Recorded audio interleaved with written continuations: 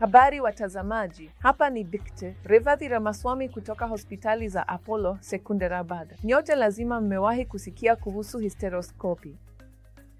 Hysteroscopy inamaanisha kuangalia ndani ya mfuko wa uzazi kwa kutumia darubini ndogo sana. Kwa nini inafanywa?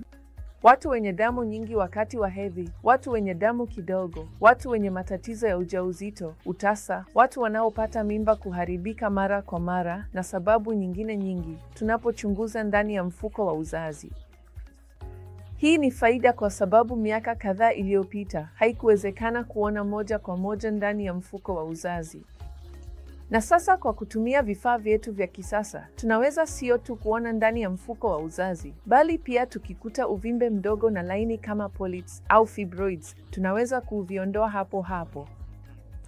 Hivi mara nyingi ndivyo vinavyosababisha damu nyingi wakati wa hedhi.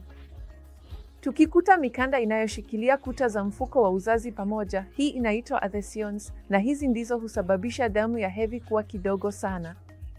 Tunaweza kuondoa hizi adhesions na kufanya tundu la mfuko wa uzazi liwe moja.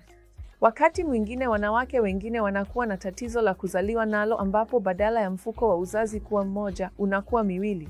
Kuna ukuta ndani ya mfuko wa uzazi unaogawanya tundu la mfuko wa uzazi kuwa mawili. Hivyo, moja ya hali hizi inaitwa septum au ukuta ndani ya mfuko wa uzazi, ambao unaweza kugunduliwa kwa urahisi na kukatwa na mfuko wa uzazi ukarudi kuwa mmoja tena. Kwa hiyo bila shaka, katika visa vya mimba kuharibika mara kwa mara, tunaweza kupata hizi mikanda ya adhesions. Wakati mwingine tunaweza kupata uvimbe au maambukizi ndani ya mfuko wa uzazi. Tunaweza kugundua kifua kikuu ndani ya mfuko wa uzazi.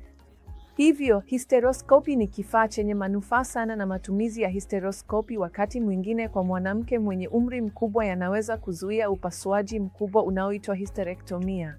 Kwa hiyo tumieni mbinu hii, marafiki. Asanteni.